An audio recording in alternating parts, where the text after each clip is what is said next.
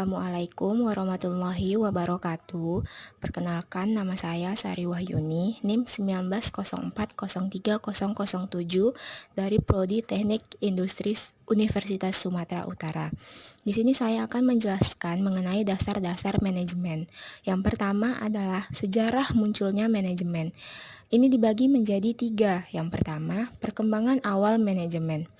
Peradaban kuno pada bagian barat Mesopotamia dan tulisan-tulisan orang Mesir kuno sekitar tahun 1200 sebelum Masehi menunjukkan sudah adanya pengetahuan serta penggunaan manajemen untuk pengelolaan soal-soal politik. Sejarah Yunani kuno dan kerajaan Romawi banyak memberikan bukti tentang pengetahuan manajemen, terutama dalam pengelolaan persidangan di pengadilan, praktek pemerintahan, organisasi tentara, kesatuan usaha-usaha kelompok, dan pelaksanaan otoritas.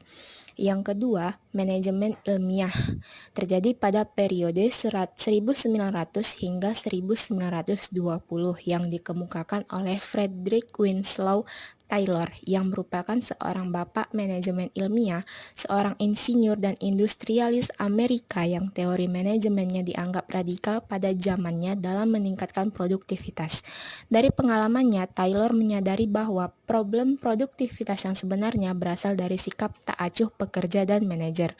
Sebagian sikap tak acuh tersebut timbul karena baik para manajer maupun para pekerja tidak mengetahui apa yang dinamakan kerja layak untuk setiap hari kerja dan upah layak untuk setiap hari kerja. Yang ketiga adalah manajemen modern yang dikemukakan oleh Henry Fayol, seorang bapak manajemen modern. Dia mengembangkan aktivitas manajerial yang mencakup teknikal atau produksi, komersial yang meliputi membeli, menjual, dan menukarkan, finansial yang meliputi mencari modal dan memanfaatkan secara optimal, kepastian yang meliputi perlindungan harta kekayaan, akunting, dan manajerial yang meliputi perencanaan, pengorganisasian, memimpin, mengkoordinir, dan mengawasi.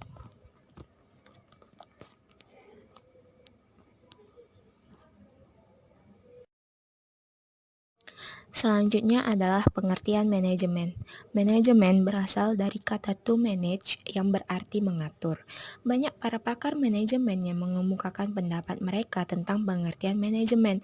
Di antaranya adalah yang pertama Terry pada tahun 1973. Ia mengatakan manajemen adalah proses mengarahkan dan menggerakkan sumber daya manusia dan sumber daya lainnya seperti material, uang, metode, dan pasar untuk mencapai tujuan organisasi. Yang kedua, yaitu Hersey dan Blanchard pada tahun 1988. Ia mengemukakan bahwa manajemen adalah proses bekerja sama antara individu dan kelompok serta sumber daya lainnya dalam mencapai tujuan organisasi. Yang ketiga adalah Mondi dan Primaux pada tahun 1995.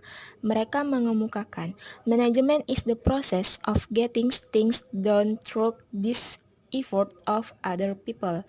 Dan yang terakhir adalah Clayton Research pada tahun 1973 berpendapat bahwa manajemen ialah pemanfaatan sumber daya fisik dan manusia melalui usaha yang terkoordinasi dan diselesaikan dengan mengerjakan fungsi perencanaan, pengorganisasian, penyusunan staf, pengarahan, dan pengawasan.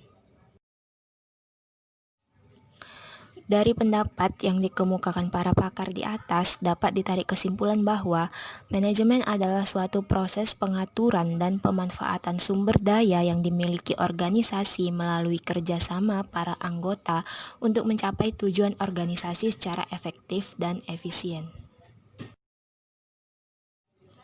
Selanjutnya adalah mengenai prinsip-prinsip manajemen. Yang pertama, pembagian kerja. Prinsip ini sangat penting karena adanya limit faktor, artinya adanya keterbatasan manusia dalam mengerjakan semua pekerjaan, yaitu yang A, keterbatasan waktu, B, keterbatasan pengetahuan, C, keterbatasan kemampuan, dan D, keterbatasan perhatian. Yang kedua, otoritas atau kekuasaan dan tanggung jawab. Menurut asas ini perlu adanya pembagian wewenang dan tanggung jawab antara atasan dan bawahan. Wewenang haruslah seimbang dengan tanggung jawab. Yang ketiga, disiplin. Menurut asas ini, hendaknya semua perjanjian, peraturan yang telah ditetapkan, dan perintah atasan haruslah dihormati, dipatuhi, serta dilaksanakan sepenuhnya. Yang keempat, kesatuan perintah. Menurut asas ini, hendaknya setiap bawahan hanya menerima perintah dari seorang atasan dan bertanggung jawab hanya kepada seorang atasan pula.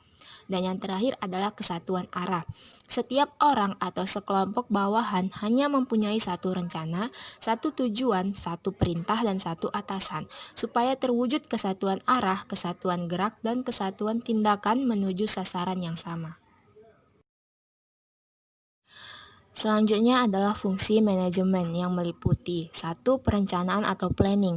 Perencanaan merupakan tindakan awal dalam aktivitas manajerial pada setiap organisasi. Perencanaan merupakan salah satu fungsi manajemen, sehingga dengan demikian perencanaan adalah merupakan salah satu syarat mutlak untuk dapat melakukan manajemen yang baik. Yang kedua adalah pengorganisasian. Pengorganisasian merupakan fungsi manajemen yang kedua dan merupakan langkah strategis untuk mewujudkan suatu rencana organisasi. Menurut Winadi tahun 1990, pengorganisasian ialah suatu proses di mana pekerjaan yang ada dibagi dalam komponen-komponen yang dapat ditangani dan aktivitas-aktivitas mengkoordinasikan hasil yang dicapai untuk mencapai tujuan tertentu. Yang ketiga ada pengarahan. Sebagai langkah selanjutnya, aktivitas manajerial ialah pengarahan. Pengarahan meliputi pemberian petunjuk atau memberi gambaran tentang kegiatan-kegiatan yang akan dilakukan, sehingga para manajer harus memotivasi staf dan personil organisasi agar secara sukarela mau melakukan kegiatan sebagai manifestasi rencana yang dibuat. Yang keempat adalah koordinasi. Koordinasi merupakan salah satu fungsi manajemen.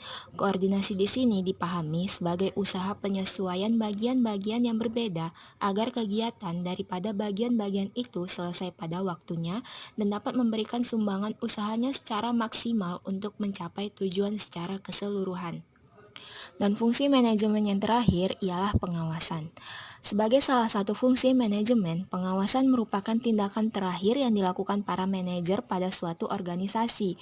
Pengawasan merupakan proses pengamatan atau pemantauan terhadap pelaksanaan kegiatan organisasi untuk menjamin agar supaya semua pekerjaan yang sedang dilakukan berjalan sesuai dengan rencana yang telah ditentukan sebelumnya.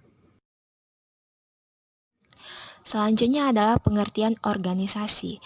Ketika kita membahas mengenai manajemen, tidak akan terlepas dari yang namanya organisasi.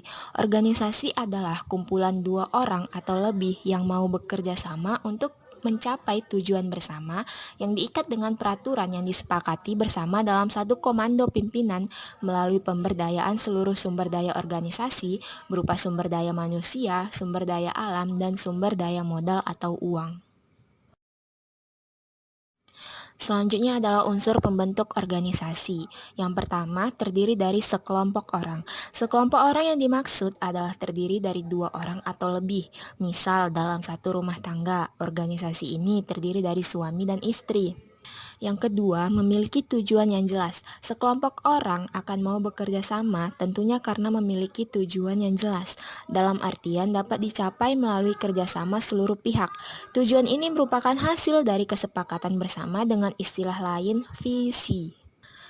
Yang ketiga, adanya kerjasama. Untuk mewujudkan visi atau tujuan tersebut diharapkan adanya kerjasama yang dibangun secara baik dengan berbagai keahlian yang dimiliki masing-masing orang yang berada dalam organisasi tersebut. Yang keempat, punya peraturan atau undang-undang. Peraturan dibuat untuk mengikat setiap individu yang berada di dalam organisasi. Yang kelima, yaitu punya tempat atau sekretariat. Bagi setiap organisasi sangat diperlukan tempat atau sekretariat. Sekretariat berfungsi sebagai tempat menyusun strategi, perencanaan segala sesuatu, tempat bermusyawarah, dan bekerja. Dan yang terakhir adalah mempunyai modal yang meliputi SDM atau SDA ataupun uang. Modal juga dianggap penting untuk memajukan sebuah organisasi. Salah satu modal yang sangat berarti adalah sumber daya manusia. Hal ini menjadi nilai jual yang sangat berarti bagi organisasi. Ketika sumber daya lainnya tidak ada, tidak terlalu menyulitkan perkembangan roda organisasi. Contoh, organisasi yang bergerak di bidang jasa. Yang terakhir adalah kita akan membahas mengenai asas organisasi. Menurut Handayani tahun 1984, asas-asas atau prinsip organisasi adalah sebagai berikut. Yang pertama, organisasi harus memiliki tujuan yang jelas. Sebelumnya juga sudah dijelaskan bahwa tujuan yang jelas benar-benar urgen bagi setiap organisasi agar terarah apa yang dicita-citakan orang yang berada di organisasi tersebut. Yang kedua ada skala hierarki. Skala hierarki dapat diartikan sebagai perbandingan kekuasaan di setiap bagian yang ada. Kekuasaan terukur jika jelas berapa banyak bawahan dan jenis pekerjaan apa saja yang menjadi titik tumpu sebuah organisasi.